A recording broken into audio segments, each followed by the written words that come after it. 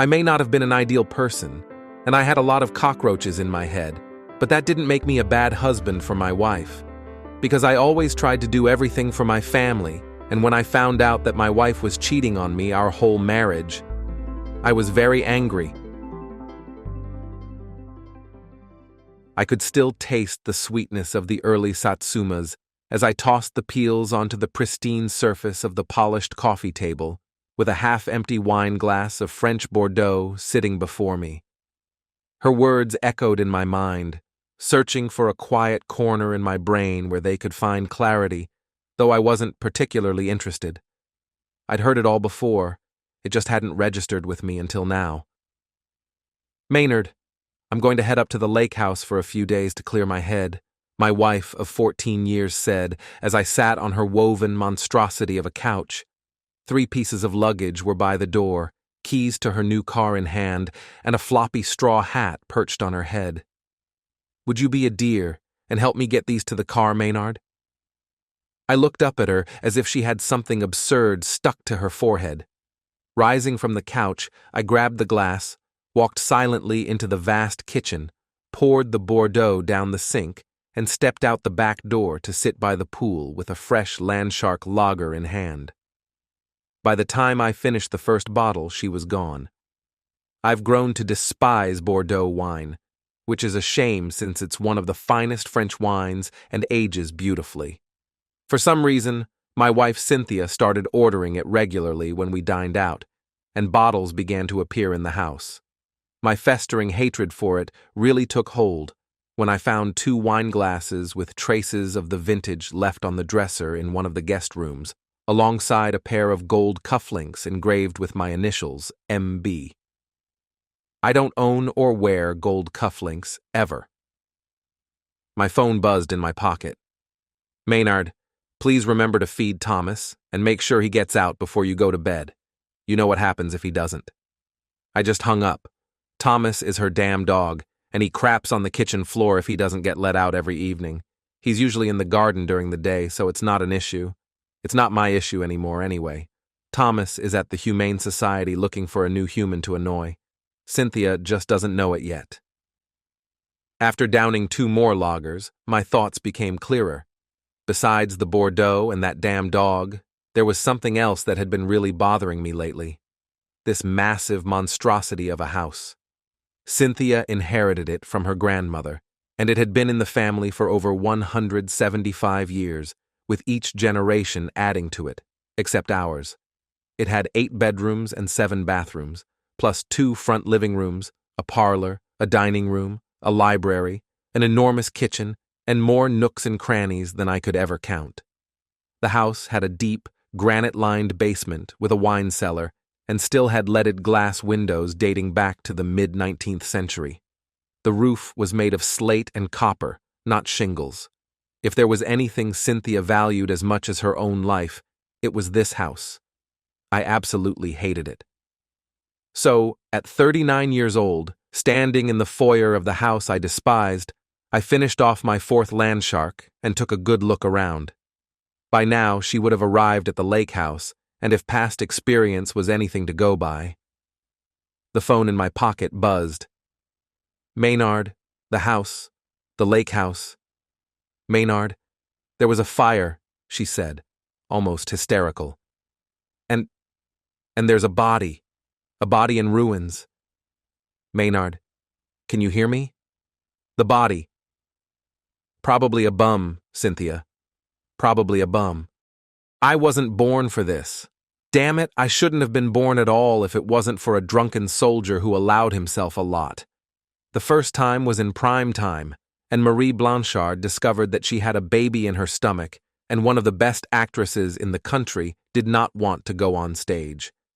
Instead, he ended up in the clutches of a very angry and determined Charles P. Maynard, who caught him outside a dusty beer hall in Port Allen, Louisiana, and offered him a photo of death at the hands of a 58-year-old grandfather with steely blue eyes and an iron grip.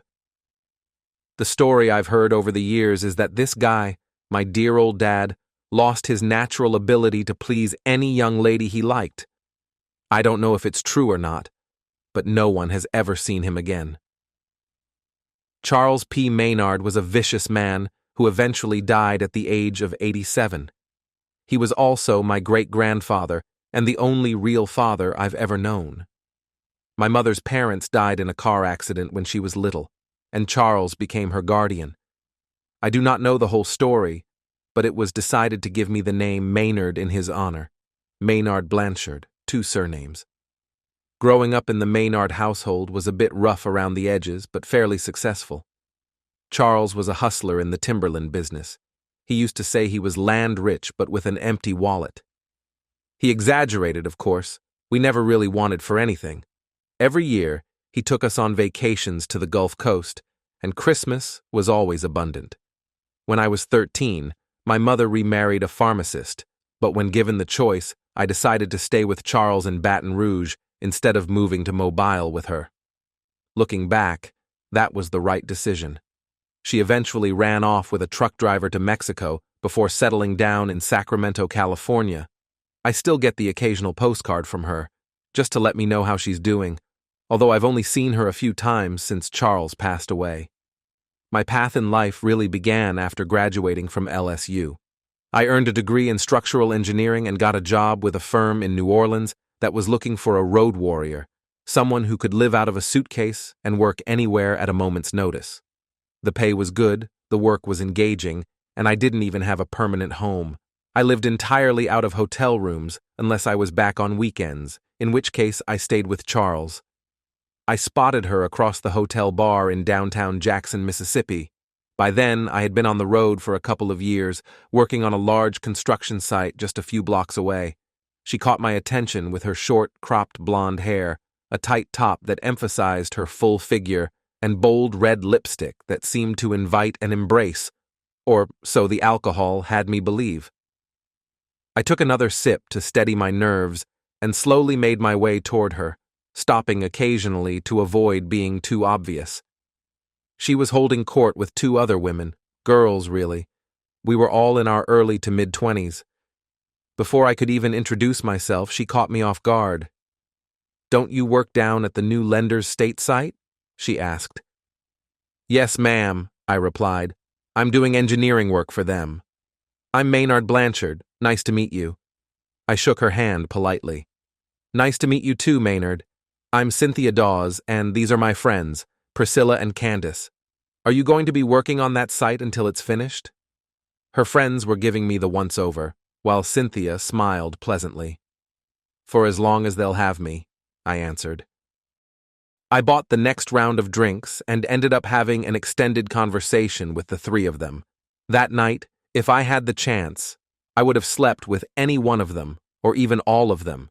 They were fully aware of it too and were shamelessly teasing me, each one of them a hardcore flirt.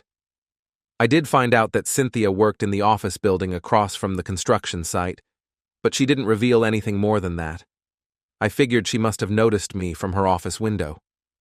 After about an hour of chatting with them, 3 well-dressed men approached the group, and it became clear that I was about to be the odd one out.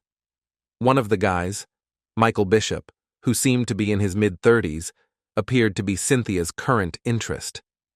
I could sense his ego flaring up. It didn't bother me. He was a soft, white-collar type, who didn't seem like he'd done much hard work. If his arrogance had led him to any false sense of courage, I would have had no problem putting him in his place, but it didn't come to that. I had just struck out with the wrong ladies, so after finishing the night with a shot of red on the rocks, I headed to my room. The next evening, I was nursing a beer in the same hotel bar, trying to catch a bit of the game on the TV overhead, when she slid into the seat next to me. This time, she was just wearing jeans, an Ole Miss tee, and sandals. The bright red lip gloss was gone, replaced with a subtle pink hue. "Miss me?" she asked. "I've been drowning my sorrows in this beer all night," I chuckled. "The bigger question is Mr. Bishop missing you?" "Oh, don't worry about him. He's busy." I didn't give him another thought, and 45 minutes later, we were upstairs with all 4 pieces of her clothing on the floor of my room, and her heels kicking at the ceiling. She was certainly talented enough to pull me in 3 times before she hopped in the shower and dressed to go home. A couple of nights later, the same thing happened again, and it continued like that for about a month, until Cynthia ended up staying the night. The next morning, during breakfast, she shared a couple of interesting details. First, she worked for her father, who also happened to be the developer of the project I was working on across the street from her workplace. Second, she was planning to announce her engagement to Michael Bishop at a dinner party on Friday evening. "So why are you here with me?" I immediately asked. "Because I like you, and you're really good in bed." Those are two solid reasons in other circumstances, but as soon as a ring goes on the finger, they become weak excuses. I liked her too, and she was incredible in bed. She continued, "Maynard, there's more to it than that. I was fascinated by you the moment I saw you trying to sneak over to our side of the bar that night. I knew as soon as I laid eyes on you that you were special, different. But Mr. Bishop has something a bit more special, huh?" I wasn't being flippant, nor was I trying to hide any hurt or disappointment. I was genuinely curious. "It's complicated." "I'm sure it is." "Seriously, it is." "Oh well," she replied with a half-pout. "Bishop and Dawes, it's my dad's company now since he bought out most of Michael's father's shares years ago. Michael is a senior VP at the company, and we've known each other forever. We've been a couple since I first developed Bray Teas." I couldn't help but laugh at that. "Well, he was my first at a young age, and over the years, it's always been assumed that someday we'd get married. My dad has always taken Michael under his wing ever since Mr. Bishop died a few years ago." "Maynard, you probably wouldn't understand. It's just how things work in our families. I've been engaged to him forever. This just makes it official." So, I was kind of like the Wild Oats experience for the soon-to-be bride? Don't get me wrong, I've enjoyed every minute of it. I just sensed there was something more to it, that's all. "There is. I just didn't expect it to get this complicated." I understood what she was getting at. People with money are different from all of us, or from them, or from anyone else. She was going to marry a guy she really liked, but she tried something else that she liked even more, although in the end, it didn't change the outcome. I would have quit this job in a month, and Cynthia Dawes would soon become Mrs. Michael Bishop of Bishop and Dawes. Company, I would have gone to another city with another woman. My eyes would have been fixed on the next destination. That's what I kept telling myself. "Let's drink to the bride-to-be," I said, raising my glass of juice. On Thursday evening, before her engagement party, we had a busy night until 3 a.m., and her friends, Priscilla and Candace, helped her out of the hotel room, casting glances at the very satisfied and single woman. I just blew a kiss and smiled. The work was completed 2 weeks ahead of schedule, and after a long weekend spent at the Charles Hotel, I became a design engineer for a hotel under construction in Memphis. This experience was somewhat bittersweet compared to the tumultuous events of recent weeks with Cynthia. I mostly kept to myself, dined alone, and occasionally had a beer at the bar. Eventually, one evening, some young guys from the project persuaded me to go to Beale Street. After drinking a little, I made a fool of myself and spent the night with a charming, middle-aged woman. The next morning, she didn't remember my name, but she was still eager to continue the fun before breakfast. Her name was Bella. She had recently divorced, and only now realized that there are men who do not see her as just a worn-out property. A year ago, her ex-husband left her for a younger woman and left her a good inheritance. Now, Bella was enjoying her newfound freedom and using me as a yardstick for her new life. I liked her not only for her physical intimacy.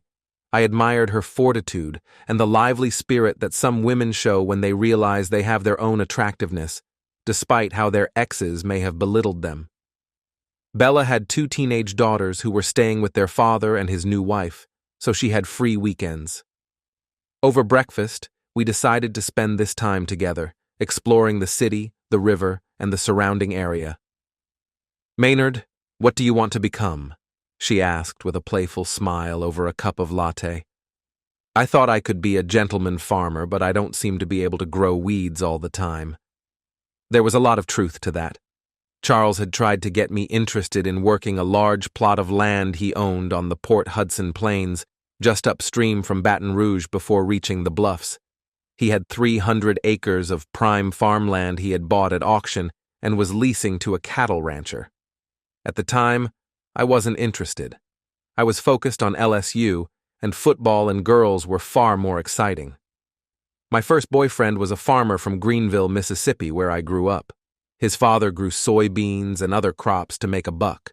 We were quite serious until I went off to college after graduating, and then I met someone else. A shark? Yes, my ex-husband. He was finishing up law school when I first arrived on campus as a fresh-faced small-town girl who had never been with a real man before. It's not entirely fair to say that, though. My first boyfriend is now a great guy, happy, successful, married with 4 kids, and running his own business. But when we first got together, he was just a 15-year-old kid, and by the time I left, he was still a 17-year-old kid like me.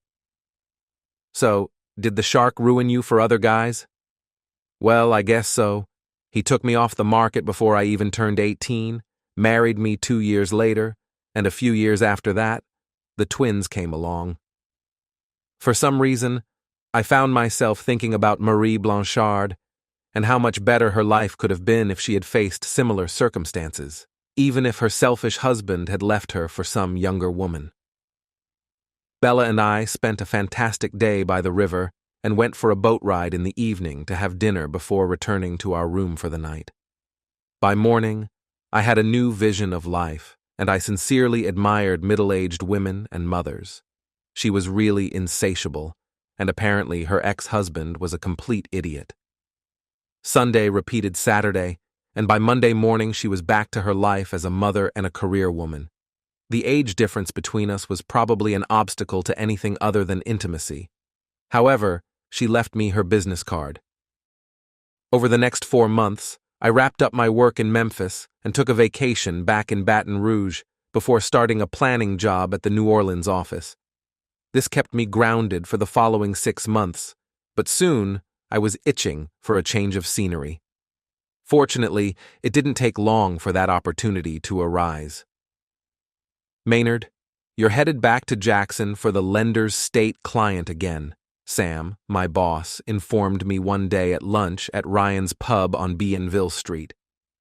What's the situation on site? I asked, intrigued. I'm not sure if there's a specific issue, Sam replied. The client wants to revisit some plans and requested the same person who worked on the first job. It's a good reference for you. He chuckled. 2 weeks later, I found myself in Jackson, staying at the downtown Marriott and nursing a beer in the same hotel bar where I had parked during the initial job. I had a meeting with the client, Bishop and Dawes, scheduled for the following morning. Since arriving in town, I couldn't shake the memory of Cynthia Dawes. As I walked through the brass doors of the B&D office building, I half expected her to be there to greet me. Instead, a bespectacled individual emerged from the elevator to escort me to the 6th floor. Projects. He guided me through a maze of cubicles and windowed offices before we reached a large conference room, which was partially filled with various people.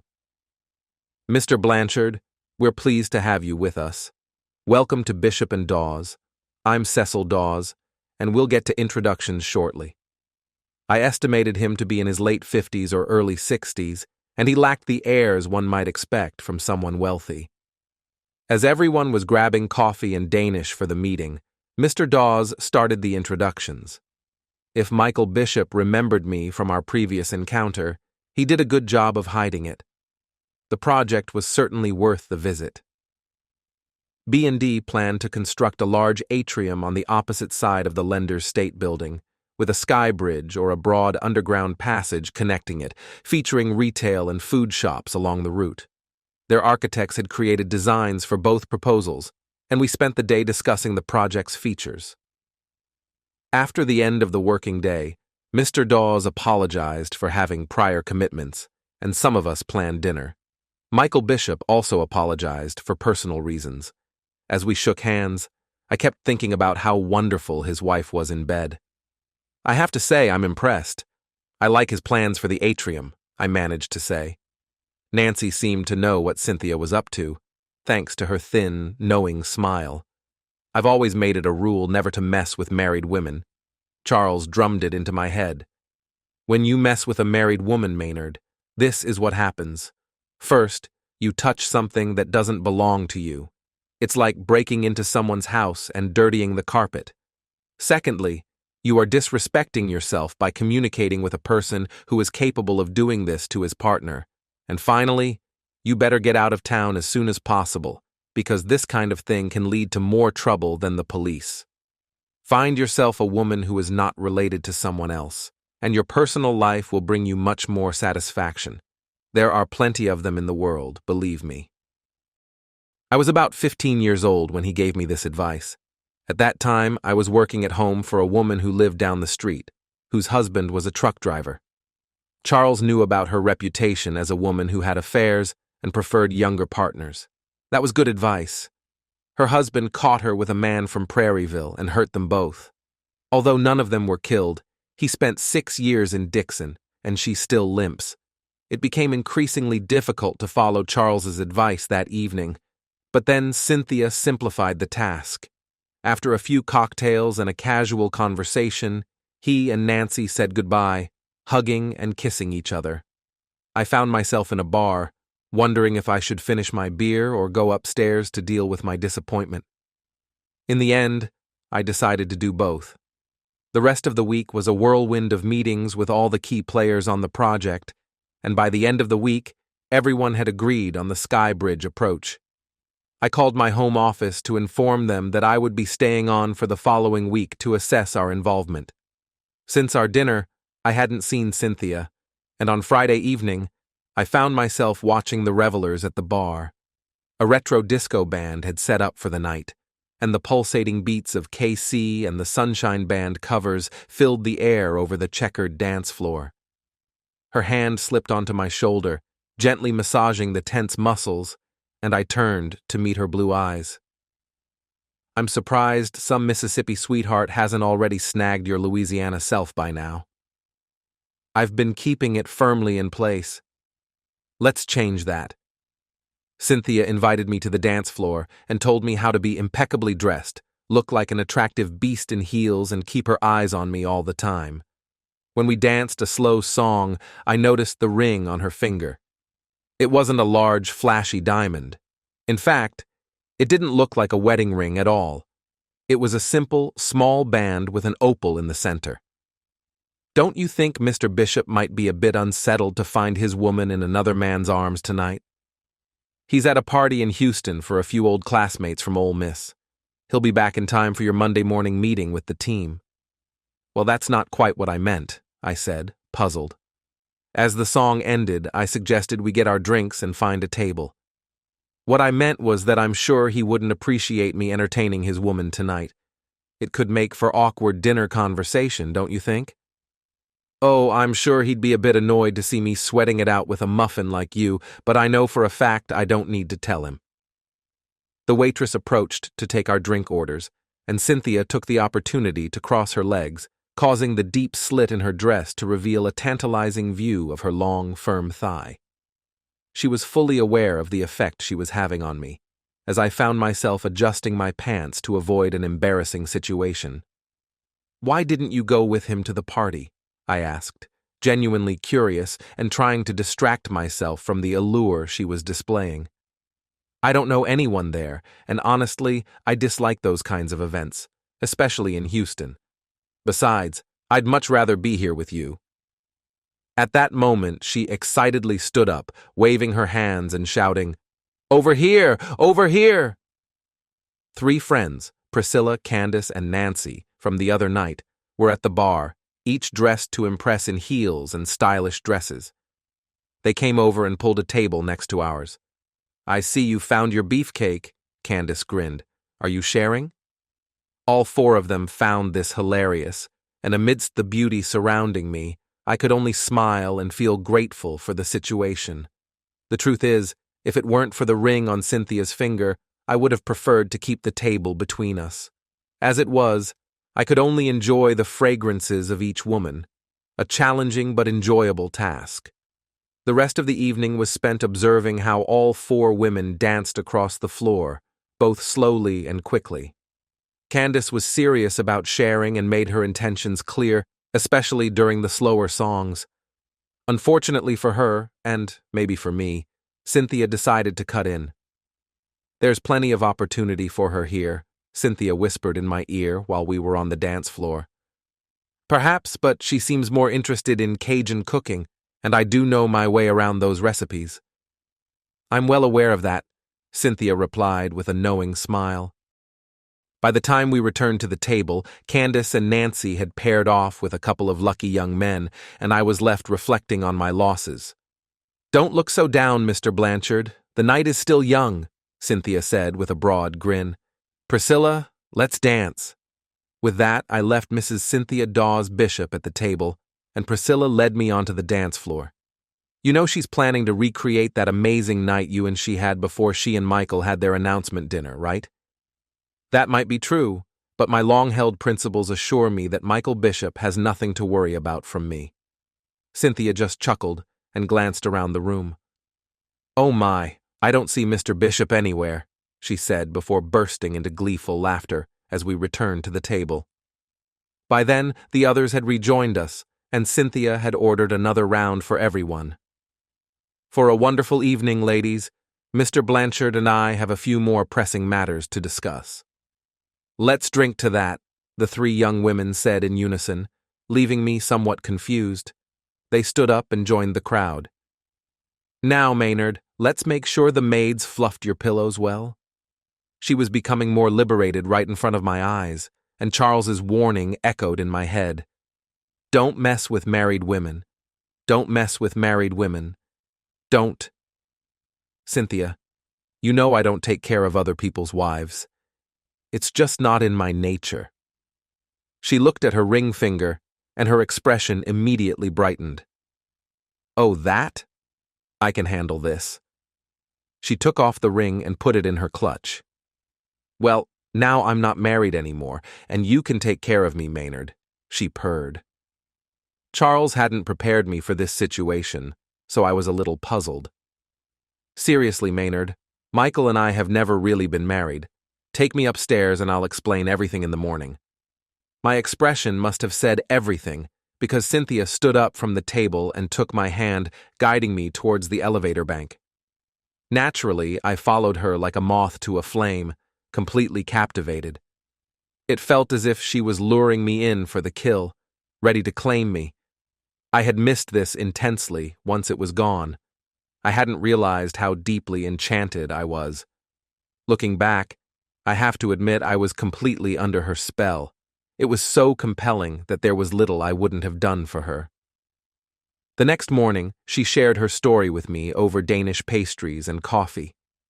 "Well, you see, we had the announcement party, and Michael put a huge diamond on my finger. Everything seemed fine until there was an objection, and it was clear she wanted to make her voice heard. After Daddy published the announcements in the paper, she must have figured out she was being left out." "Who is she?" I asked. "Why, his baby mama, of course. Not just any baby mama. Michael had gotten Miss Monique Pressler pregnant, and her family finances almost every major project in Mississippi, including several of Daddy's ventures, Lender's State included. Daddy pulled him aside and asked him if the Presslers' claims were true, and he admitted it. We're a bit traditional here, Maynard. In some families, including mine and the Presslers, if you get one of our precious daughters pregnant, you end up with a wife." She actually laughed. "So the marriage was dissolved and everything was kept secret until Michael and Monique had their grand wedding. At first I was very annoyed, but I quickly got over it. I've decided that I'm saving myself for you." Even I thought it was funny. "So what's next?" I asked her. "You will be my husband, and we will live happily ever after here in Jackson." She was so confident in herself that I even started to believe it. "Why does your father still keep Bishop with him?" "Family obligations, besides. I asked him about it. I still have some affection for Michael. He screwed up, but he gave his child a name, not just ran away. He just won't be my husband, but you will be." "You poor beaten-up fool," Charles exclaimed when I told him about my return to Jackson. "You'd be better off with that hot mom you dated in Memphis than marrying a rich, spoiled girl like her. I bet she'll make you sign a prenup. If she does, make her sign it yourself. Damn it, you're going to be struggling to make ends meet when I leave." He burst out laughing and poured himself another drink. Charles was often like that. He found my adventures with Bella funny, but he was serious about the prenup. As my only heir, he foresaw that one day I would inherit more lands than I could handle. He gave me one last piece of advice about Cynthia, which I would like to pay more attention to. "Son, if you marry this girl, just keep your eyes open and focus on your business. Rich people have different moral principles. They are brought up that way. You're almost like one of us, or at least you would be if your mom, God rest her soul, wherever she is." "In California, Charles," I said. "Oh, yes, anyway. We have our own ways of communicating with rich, titled types who come sniffing out what has already been announced. If some guy in a fancy suit starts chasing your woman, remember? There are a lot of alligators in these channels who love blue blood." Yes, I thought to myself then, he is a man of the old school. As I mentioned, I was head over heels in love, and that remains my excuse. Cynthia and I got married after a long discussion with Daddy Dawes. I had to stifle a laugh when I heard this nickname, but he was serious. I had certain expectations from joining a family, and it was a great honor for me. Overall, Cecil Dawes was a good and fair man. I agreed to leave his daughter in Jackson when my company offered me a job in a local office, rather than commuting to New Orleans. Although I still had to travel a lot, Cecil did his best to hire me, but I refused every time. Eventually, the company promoted me to regional manager, and I spent most of my time traveling. Many people would call the first few years of our marriage happy. We were very close to each other on a regular basis. Naturally, I had to put up with the usual dinners and extravagant events hosted at the Dawes estate, with all their pretentiousness, but I didn't mind Daddy Dawes at all. I could talk to him like a man, not like a subordinate, and he didn't take offense. Shortly before our 4th anniversary, a series of events occurred that destroyed all expectations and plans for the future. The first of these was the sudden death of Cecil Dawes one afternoon at a charity golf tournament. He had a heart attack and collapsed like an empty sack. His wife Emily was not at a loss. To begin with, it is important to understand their relationship. Cynthia's mother died when Cynthia was still a little girl, and Cecil married Emily when Cynthia was 14.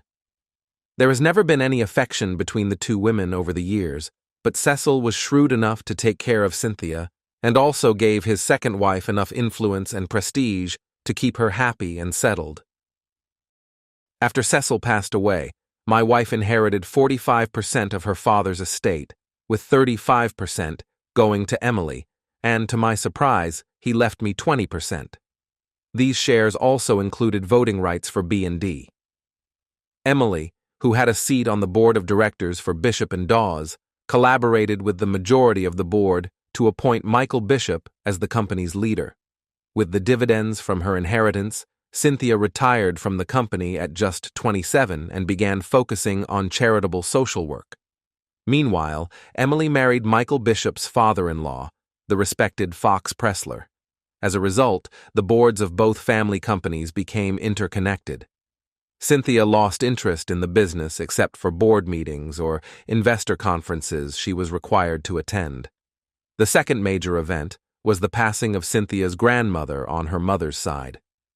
Mabel Nason, who came from old money dating back to the Civil War era, had the foresight to convert most of her assets into bullion, safely stored away from Union forces.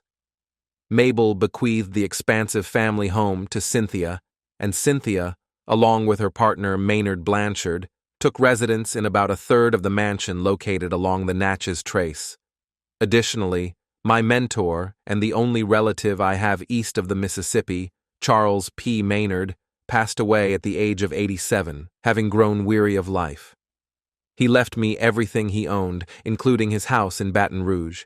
He once told me he would have left something to my mother if he could have ever located her, though he was never able to do so. Mother returned to Baton Rouge for the funeral and looked surprisingly well for a 45-year-old who was on her third marriage. She appeared California healthy, with a good tan and a polished look. The man accompanying her seemed to be a gold digger in his 60s, likely interested in both her companionship and her wealth. Marie Blanchard Parker Simpson became rich in Sacramento thanks to Arthur Simpson III, who left her a fortune when he died of a heart attack 3 years ago, allegedly caused by excessive intimate activity. It was precisely the kind of wealth Charles had found amusing, and here she was, presiding over his modest funeral, which was attended only by Mother, me, Cynthia, his attorney, and a small widow he had kept as a companion even in his later years. Once we had him buried under several bucket loads of his own dirt, though technically it would become my dirt once finished. We all gathered in the parlor of Charles's large house, where the attorney reviewed his will. As previously mentioned, I was the sole heir, but there was a letter addressed to me, requesting that I allocate some provisions to certain individuals as I saw fit. While we didn't delve into the specifics, I decided to grant a small stipend to the widow. Mother had no interest in anything, so we wrapped up the business, and everyone went back to their own affairs. Once everything settled, I found myself, as Charles had often described, land rich with an empty wallet. I inherited land holdings in Louisiana, Mississippi, and East Texas, mostly timberland, and a fair amount of leased farmland. Additionally, there was a modest bank balance, 2 commercial buildings in downtown Baton Rouge, and the house. I instructed the attorney to keep everything in a portfolio and that I would periodically manage the investments. The lease revenue would continue to be deposited into the bank account as before, subject to my review. I really didn't have time to deal with it all. My job kept me busy, and with Cynthia's schedule, I left most of the matters to the attorney. All the participants in Cynthia's parade, as I called them, eventually married well and lived in comfort at the crossroads of the South, which is sometimes called Jackson. Priscilla and Candace each married affluent lawyers, both of whom were at least a dozen years older than their brides. Nancy ended up with a former Ole Miss football star who was then a state senator, hoping to make a congressional run once he amassed enough influence. In their free time, they favored the Nason place on Natchez Trace for gatherings, with Queen Cynthia presiding over them. I didn't mind too much. They were all quite attractive, and with the scant clothing by the pool, I spent many afternoons enjoying my beer behind my sunglasses. Our married life went on smoothly for several years with nothing seeming out of place until what I've come to call the conversation. One afternoon by the pool, Priscilla asked, "Nancy, have you decided who will replace Beau?" I was in the pump room, working on the salt filter and minding my own business. "I tried a few shows last week," Nancy replied, "and Ben completely disappointed me. He managed to perform only once, and then only to satisfy himself. But, Santos, it's a completely different story now. This guy just keeps doing one thing after another, like he's on autopilot." "Damn, that sounds so much like Michael, doesn't it, Miss Blanchard?" Candace spoke too loudly to my wife. "Shh, keep it down," Priscilla whispered, nodding towards the house and addressing me, and laughed softly. "Husbands shouldn't hear about such things, you know." "Absolutely," Priscilla agreed. "But to be honest, I don't understand why you need Michael if you have your own first-class store that handles it. No respectable woman we know has a man on the side, unless she's one of those who just can't afford it," Nancy added.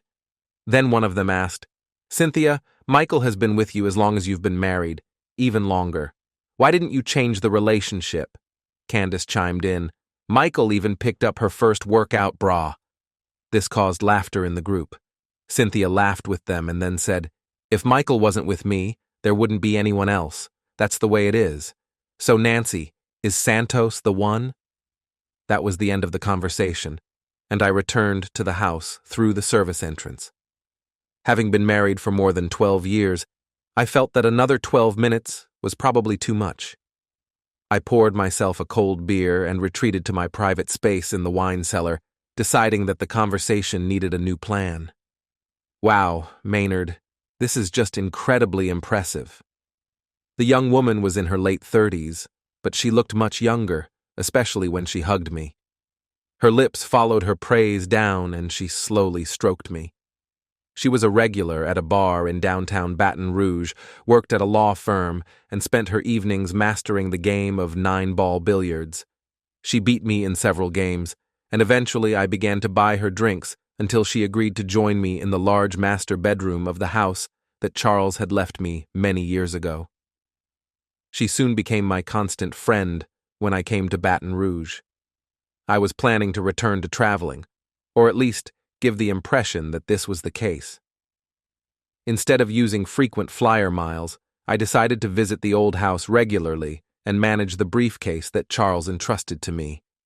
I spent half my time in Baton Rouge, a third managing my investments, and the rest of the time enjoying the company of my beautiful and unfaithful wife. Cynthia's father once owned a lake house on the reservoir at the head of the Pearl River, which she later bought from Emily Pressler. It became her personal hideaway and retreat. It wasn't a place that interested me much, being little more than a house on a large, secluded lot in a lakeside neighborhood. She seemed to be spending a lot of time at the lake with a particular love interest. My idea of an escape was heading down into the Atchafalaya River basin, where Charles always kept a large houseboat docked, accessible only by boat. If you weren't a seasoned local, you'd need a GPS to find it. That's where the key elements of the plan came together. Sure, you can do all that and more if you really want to, the large, cauliflower-eared man said to me, sipping his warm, flat beer. Rudy Cormier was leaning back in an overstuffed chair on the veranda, overlooking the tethered end of the houseboat we called the camp, and from time to time he blew out a stream of smoke that could escape from a thick cigar clamped in the corner of his mouth. He was the youngest in his family, the youngest son of Manfred Cormier, vile but half trustworthy if you were a relative or close person, and an old friend of Charles when he was alive, especially in his youth. You'd have to pull it all ashore and move it a little bit so it wouldn't float back to the surface and all that. You know what I mean? Rudy continued. I'll tell you what. If you do it there, they'll never see it again, but it'll cost you something. Rudy knew that I was willing to pay for what needed to be done, and he and his team were the only ones who did everything right, in a way that no one else had a clue. We agreed on the details, and then returned to the entertainment inside the boat. It was over quickly, and after we cleaned up, we took a skiff to the Belle River to return to Baton Rouge. When I returned to Jackson, I saw that Cynthia was at the lake house. At least, that's what her GPS indicated. I could have confirmed it, but at that moment, I didn't need it. I could watch any number of digital videos taken here on the track or check the broadcast from the lake. But after a while, when the anger subsided, the whole situation seemed boring to me. She doesn't know anything about technology unless she's so indifferent to her business that she doesn't care who finds out about it. I must have been inattentive to let this go on for so long without even noticing it. Shortly after our conversation, I established a connection in both places, and within a week I had a video recording from one of the guest rooms. There, I watched two long-time lovers drinking a bottle of Bordeaux and indulging in love-making that lasted until early morning. Looking back, I wish I had installed a two-way audio system in the room to applaud their performance, but maybe it was a little premature. It was this first recorded meeting that convinced me to start dating women. Anyway, I needed to move forward with my plan. Cynthia, why don't you sell your stake in the company and invest it in something with a better return? Dividend payments don't match what the market is offering these days, I suggested one evening over dinner. She didn't think about it because she became lazy and complacent, acting like a spoiled rich girl even at 37. I kept pushing her towards this idea until she finally agreed to consult with a broker to explore her options. I already had a specific broker in mind. Rudy Cormier, despite his provincial demeanor, knew how to dress. He's been doing this for years. He might have been a big guy, but he cleaned up well, and women usually liked that. Cynthia was charmed, and he quickly persuaded her to have dinner with him. As we were leaving, Rudy leaned over and whispered, "Hey dude, since we've got this all sorted out, can I try this thing?" I jokingly replied, I'll trade her for those 2 Cajun girls down the river, provided you take her there and keep her." But I was only half joking. Rudy managed to convince Cynthia to sell her shares in Bishop and Dawes on the condition that she could secure a high goodwill valuation. After paying taxes and fees, she will receive almost $15 million, which will far exceed the 2% of dividends she was currently receiving. Once everything was completed, Cynthia securely deposited her earnings in several legitimate accounts, and B&D now had a minority stake in the New Orleans investment bank, hidden behind a complex network of ownership levels that led nowhere. Later, I overheard her telling Michael Bishop about it, just after he finished having fun with her in bed. "What did you do?" "Stop it," he shouted. "I transferred my inherited shares to several investment accounts and also received a high rating for them. It will at least double my annual income," she replied. "Damn it, Cynthia. My job is on the line. The family foundation is under my management, but a new ownership could jeopardize my position." He looked like he was about to cry, but he restrained himself. "Show me what you've done so I can make sure everything's okay." They both jumped out of bed and rushed to the upstairs office, where Cynthia logged into her accounts and showed Michael the transfer results. He admitted that she had made a great deal, better than anything they had been offered before. If she hadn't been such an outright fraud, I might have felt more satisfied that I had helped her achieve such a good result. "Michael, stop talking, and let's go to bed," she demanded. I had already reached the point where Cynthia's loyalty no longer mattered to me. Of course, I was still sleeping with her, but I became indifferent and somewhat hardened in my views on life. Charles's warnings bothered me from time to time. I should have been concentrating on important things, but instead, I let myself be used to my advantage. Watching her sleep with her lifelong lover, who should have been me, only strengthened my resolve to make things right, which meant I had to focus on Michael Bishop. All I needed was an alligator prone to cowardice. Michael had been CEO of B&D for more than 9 years, and gradually began to show complacency, achieving only moderate success. However, with the support of his father-in-law's wife, Cynthia's stepmother, Emily Pressler, Michael Bishop began to show arrogance and arrogance. On top of that, he was sleeping with my wife, one of his main benefactors, and the stench of his affair became unbearable to me. Still, I had to wait for the right moment. I continued to grant my authority to Emily Pressler, allowing Bishop to retain his position in the corner office. A certain investment firm on Canal Street in New Orleans was in no hurry to change anything, at least not yet. I made sure that he was comfortable, giving him the freedom to tighten the noose around his own neck. Cynthia was becoming careless. They left an empty bottle of their favorite French Bordeaux in the guest room, assuming the maid would take care of it. He even forgot a pair of monogrammed 24-karat gold cufflinks that were lying on the bedside table. From my point of view, it's almost feeding time. The situation escalated when I met with Emily Pressler and told her that I had transferred my powers of attorney to Manicourt and Sizemore, a private investment company based in New Orleans. They planned to make their move at the next quarterly board meeting. I knew that Emily would immediately inform Michael Bishop of the impending disaster, and the first person he would tell would be my wife. "These ashales. Your husband gave his trusted votes to the jerks to whom you sold your shares. Do you even understand what this means?" Cynthia looked at him, slightly surprised. "You have a family foundation, Michael. What's the problem?" He stared at her in disbelief. "Cynthia, my salary is 3 times what I get from the foundation." He threw his wine glass into the fireplace in anger. "It's easy for you. You're sitting on millions and living a luxurious life." She tried to comfort him by sitting on his lap, but she unwittingly fueled his anger. "Don't worry, I'll take care of you." Perhaps she was sincere, but for a man with an inflated ego who considers himself an alpha, being looked at as a kept woman is deeply offensive. He pushed her off his lap, started pacing the room, then grabbed his jacket and ran out the door. I watched everything happening via a remote broadcast, and then I went up to my room in Baton Rouge. "You need to go back to Jackson and play your part, Maynard," Rudy Cormier said with a sly grin, a hint of gold appearing at the corners of his mouth. "It's time to play the game." With that, I got back on the Natchez Trace, and the wheels started turning.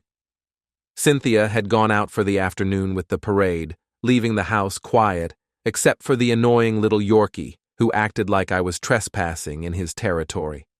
One of the guys had given her the pedigreed Yorkie for her birthday, and it never learned to stop messing up the kitchen floor. An hour later, the dog was at the local Humane Society, and I was back home.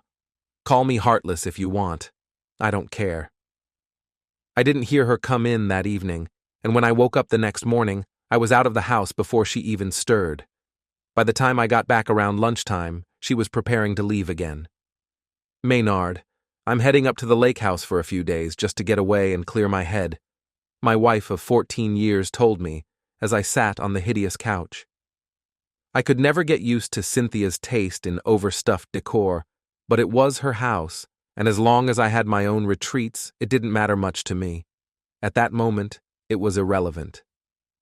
A few minutes later, she was gone, driving off to the lake house, and I was lounging by the pool, working through a 6-pack of Landshark lagers. I know it's a light beer, but I like it. I needed it to brace myself for her last call. "Maynard, the house, the lake house. Maynard, there was a fire," she said, nearly hysterical. And there's a body in the ruins. Maynard, did you hear me? A body." "Probably just a vagrant, Cynthia. Probably just a vagrant," I replied, half drunk. When Cynthia arrived at the lake house, she found it already reduced to a smoldering pile of ashes and burned timber. Police and fire responders were swarming the scene. As firefighters sifted through the debris, they uncovered a partially burned body in what would have been the bedroom. The body was naked and seemingly asleep, though it was impossible to be certain. The only identifiable feature was a dental bridge that had been somewhat shielded by the body lying face down and collapsing onto the floor of the ruins. In her state of hysteria, Cynthia was unable to provide coherent answers to the police, so they postponed their questioning until later in the day. By then, investigators had quickly determined that arson was involved. The fire starter had been inept and used excessive accelerant to ignite the blaze. 2 investigators arrived at the house around 5 p.m. that afternoon, requesting to question me about any knowledge or understanding of the incident. Thankfully, my attorney had arrived earlier to discuss various investment matters, including my current stake in Bishop and Dawes. Of course, the timing was purely coincidental. "Mr. Blanchard, can you account for your activities from when you left the house this morning until you returned just before noon?" my attorney interjected. "Is Mr. Blanchard under suspicion of any wrongdoing?" "He is considered a material witness until we determine otherwise. I'm sure you understand, counselor," one of them replied. My attorney nodded at me. I was having breakfast and a business meeting with Emily Pressler at her home, along with her husband, Fox Pressler, until he had to leave for another engagement. I arrived at 9 a.m. and left just before 11:30. Both of them can verify that, and my phone's GPS readings should confirm it as well. "Are you familiar with a man named Michael Bishop?" "Yes, I am. He is the CEO of a company I have an ownership stake in, my late father-in-law's firm. He's an old childhood friend of my wife and the son-in-law of Fox Pressler." The two of them exchanged some murmurs, asked a few more clarifying questions, and after some brief pleasantries, they excused themselves. Cynthia arrived shortly after they left. "Maynard, the police think the body in the fire is Michael, our Michael." I looked at her with a hint of distaste. "Who's Michael?" "Michael Bishop. You know who I mean." "Indeed I do." I smiled. She gave me a puzzled look and went upstairs. I didn't follow her. Instead, I walked my attorney to his car before heading to the pool and taking a seat on the patio. Over the next few days, circumstances and evidence shifted, leading investigators and others to Natchez Trace. Forensics and the coroner had determined that the body found in the debris at the lake was not Michael Bishop, but an unidentified John Doe, who happened to have Michael's bridge work in his mouth, placed there carelessly, and his wallet. This was a poorly executed attempt to make it seem as though Bishop had died in the fire. To add to the mystery, he hadn't been seen since leaving his office a week prior. Investigators had followed up with the Presslers and discovered that Michael was about to be ousted from B&D following the quarterly directors' meeting. Then, 2 days ago, Cynthia was horrified to find that her investment accounts had been emptied, with funds transferred to several offshore accounts and redistributed elsewhere several days earlier. One intriguing piece of evidence was a slip of paper found in Michael's desk with an account number on it. FBI forensics traced this to a Costa Rican bank account, which had received $1.5 million from a Cayman Islands bank and had been drained through cash transactions over the past 3 days. They also found a record of an airline ticket purchased in Michael Bishop's name, and a man matching his description boarded a flight to Costa Rica a week ago. Cynthia had no explanation for how Michael could have accessed her accounts and did not reveal her long-standing affair with him, especially with me present. At this point, she could only hope they would find him and recover her stolen wealth. Long after everyone had left, I found her weeping in her study. "I have to travel to Baton Rouge in the morning, Cynthia. Are you going to be okay here with all of this going on?" She nodded. "Maybe the 3 amigos can stop by and help out." I slept soundly that night and packed a couple of suitcases in the morning. If Cynthia noticed that something else was missing, she didn't mention it. As I drove away, I looked back at old lady Mabel Nason's house and remembered how Charlie often said she was rich in land, but with an empty purse, literally. I laughed most of the way to Baton Rouge. Looking back, I feel a bit like a Scrooge, so I started an account for Cynthia. It wasn't enough to allow her to return to a luxurious life, but thanks to this and the fire insurance, she was able to lead a modest lifestyle in her beloved home. I also wanted to avoid unwanted attention to us. I originally planned to file divorce papers for her, but changed my mind. I didn't want any publicity, so I returned to Jackson regularly to perform my marital duties. Despite everything, she was still very attractive to me. I just didn't have any visible reminders of it, and I was pretty sure that no other man was involved in this case. One evening, Cynthia and I had a serious talk down by the Pearl River, well after the police and FBI had gone about their business. "Cynthia, why was Michael Bishop found dead and nackedy in your bed at the lake?" She hesitated at first, but before she could say anything, I spoke up. "I'll be as straightforward as this simple Louisiana guy can be. I'm guessing you've been having a long-term affair with that bastard. Now, before you answer, you'd better think carefully. You don't know what I know, and there are plenty of good old boys down in the bayou who can get a group of those Jackson girls to spill the truth until they're out of breath. Do you understand what I'm saying? If you do, then tell me the entire truth from the beginning." Her lips started to quiver, and I thought she might cry, but she didn't. Instead, she started from the beginning and confirmed what I already knew. It was the things I didn't know that shocked me, and I drove her home in silence afterward. When I was in Jackson, I played the role of a loving husband, but the situation had shifted. I was no longer Cynthia Dawes Blanchard's husband. She was now Maynard Blanchard's wife, and she wasn't going to forget that as long as I allowed her to remain in that role. How long that would be, I didn't know. Michael was now seen as the instigator behind the fire, the deception and the theft of Cynthia's account balances, and he was being actively pursued by the FBI. I had serious doubts that he would ever be found. For the most part, Cynthia seemed to have reverted to her old self, but occasionally I would catch a glimpse of fear in her eyes. A small, hidden space where it lingered. She remained beautiful, and men still pursued her.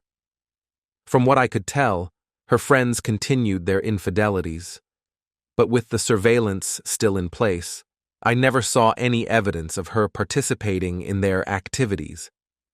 I was reminded of something she had said when I first overheard that conversation. If Michael wasn't sleeping with me, there wouldn't be anyone else. That's just the way it is. Perhaps that was the catalyst for the plan. The wooden planks of the houseboat groaned heavily as it swayed in the wind, while sheets of tropical rain drenched everything in their path. It wasn't a hurricane, but any tropical storm commands respect in the wilderness. This storm simply lingered, pouring down relentlessly and regrouping as surrounding forces kept it positioned just offshore to the southwest. When I was a boy, Charles would take me deep into the Atchafalaya Basin, saying it was to make a man out of me. It worked. One summer when I was 14, he left me alone here for a week. I had a few pounds of beans and a small amount of sausages, along with whatever seasonings I could find in the galley. Mostly Cajun seasoning, hot sauce, pepper, salt, thyme, garlic, and onion powder. What I also had was an abundance of food if I could avoid losing it to pests. Crawfish and catfish were plentiful for someone patient. From that experience, I learned how to survive on my own in the largest wetland bayou system in America. I wasn't the only one. Rudy Cormier, his brother Damien, and a lanky old Creole man named Pierre Monet each had similar experiences. They could move through the swamps unseen, but nothing escaped their notice. Pierre Monet was seated in the corner on a low stool, listening to the relentless rain hammering on the tin roof. His bloodshot eyes were barely visible against his coal-black face, only the glimmer of light revealing his human form. His gaze was fixed on the figure in the opposite corner, who shuddered under his silent stare. A short while earlier, Pierre's long, bony fingers had been plucking at a small ukulele, filling the silence with soulful music that seemed to torment the man sitting across from him. The music stopped when I entered the room.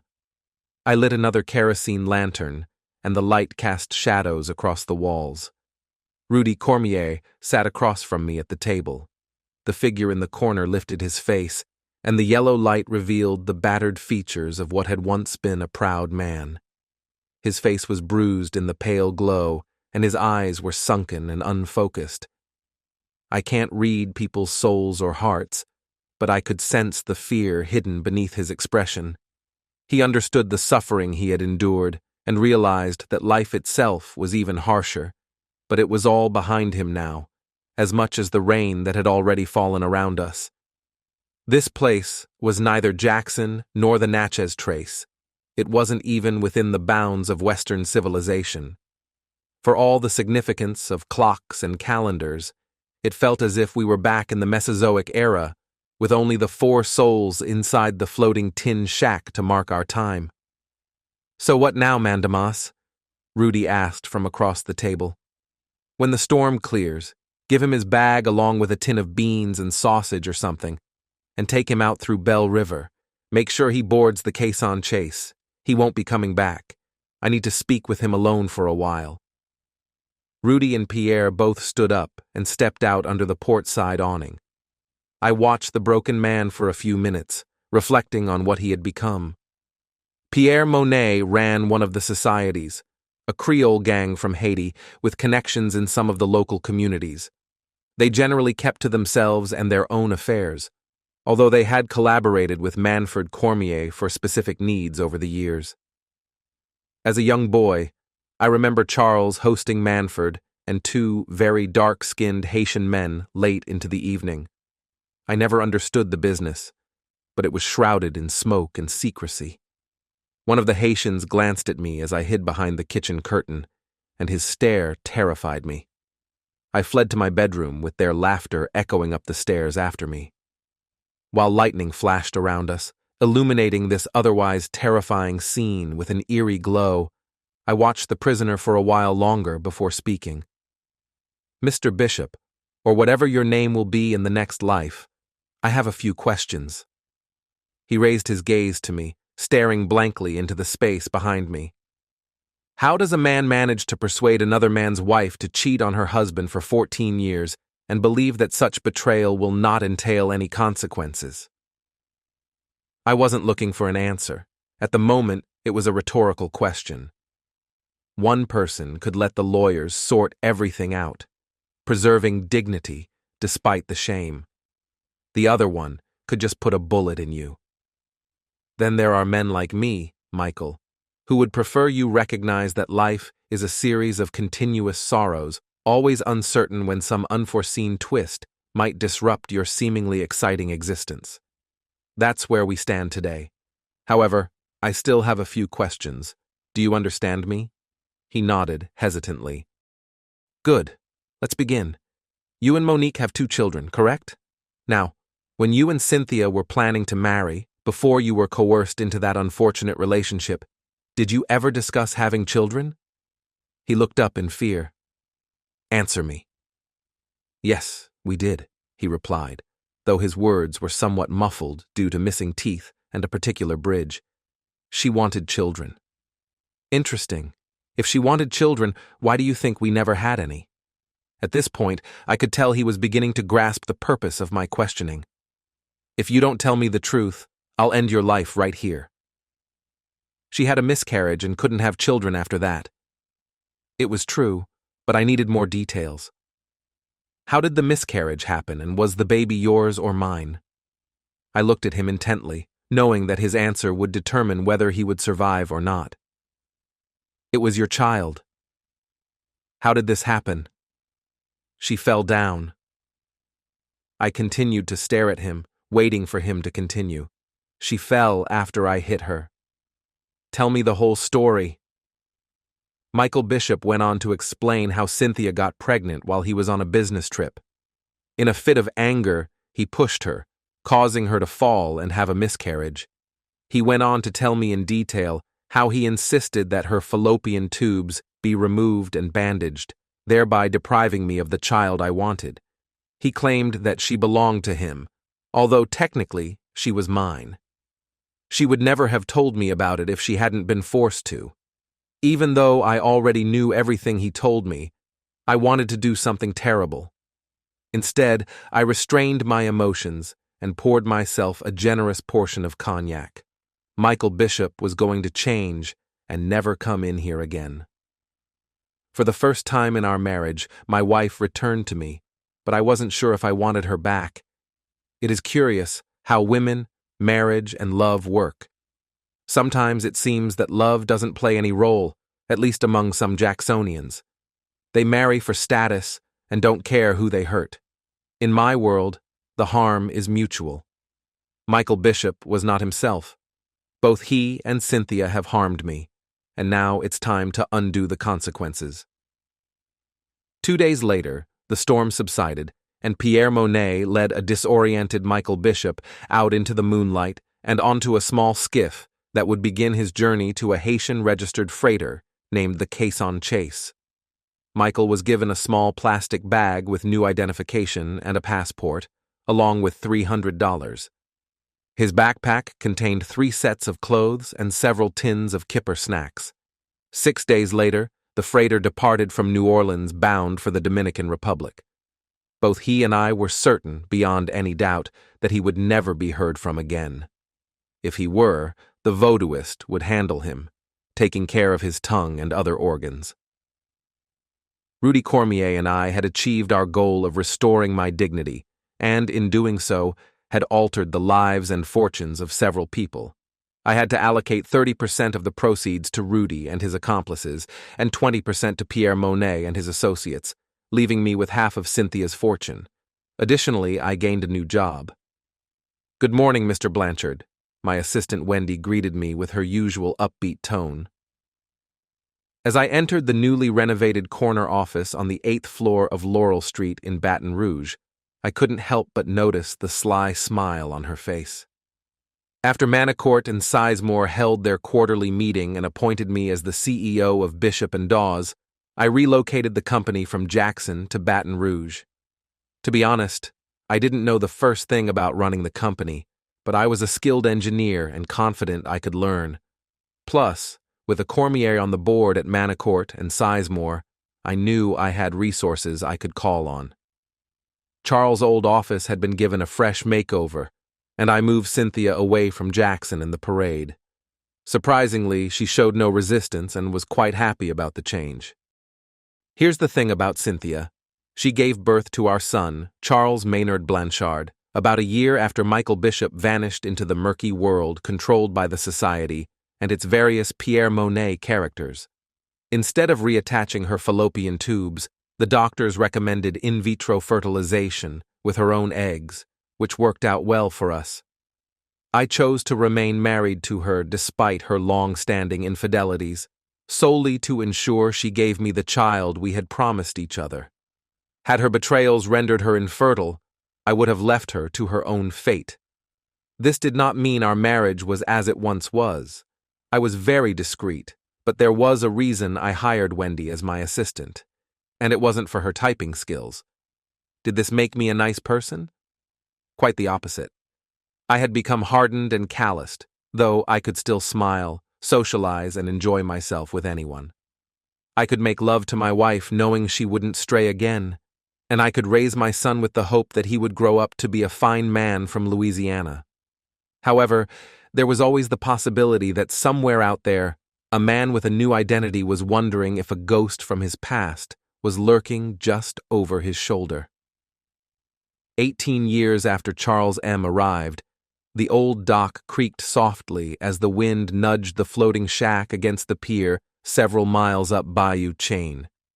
The storm had eased a few hours earlier, leaving only gentle breezes as the clouds cleared. "I don't understand why you men enjoy coming down here," Cynthia exclaimed. Charles M. merely smiled at his mother and replied, "This is where life begins, Mama. Everything you need to experience life is right here at your fingertips." Cynthia shook her head and continued with the jambalaya pot while I took the cornbread out of the oven. Rudy Cormier sat in the corner, nursing a snifter of cognac. He claims it helps with his advancing Parkinson's, but he still suffers from tremors and an unsteady hand. Despite this, he managed to outdo both his young son, Patrick Cormier, and his friend Monstoul Monet, the grandson of our long-departed acquaintance, Pierre Monet. Along with Charles M., the three boys were set to start at LSU in the fall. As we finished dinner and enjoyed a bottle of cognac on the deck, I looked at Cynthia. At 55, she had gained a few pounds over the years, but she remained as attractive as when I first met her. Raising our son had led me to forgive her, though I had never forgotten. I had taken her out of her society in Jackson, sold the Nason place on the Trace, and with no family in Mississippi, there was little reason for us to visit except for occasional trips while passing through. Instead, I made her into a Louisiana woman. She learned the local cooking and customs and even earned her MBA at LSU. She became the mistress of Charles's old home in Baton Rouge, now mine. The affair with Wendy lasted just long enough for Charles M. to become a toddler before we ended it. Cynthia married a lawyer and left work to raise her own family. A few years prior, news came through unofficial channels that an expatriate named Martin Baylor had passed away in Cayenne, French Guiana, leaving behind a local common-law wife and a young daughter.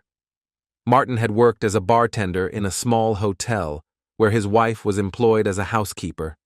I arranged for Rudy to find a way to provide a small stipend to the widow to support her and her child. While we were tidying up, Cynthia discovered a small container with an ashtray and several photographs of Rudy and Pierre Monet. Among the items was a gold ring, a medium-sized men's ring with a ruby gemstone, inscribed with Ole Miss at the top, 1987 at the bottom, and the initials MB. There were also a pair of gold cufflinks bearing the same initials. She stared at the ring for a few moments, looking out the window at the surrounding swamps and wetlands, before returning it to the tin container and placing it back on the shelf. When she turned back to the room, our eyes met briefly, and I caught a fleeting glimpse of fear in her eyes. But it was just a momentary flicker. Charles M. joined us then, and we stood together as a family, deep in the wet bayous of the Atchafalaya River Basin.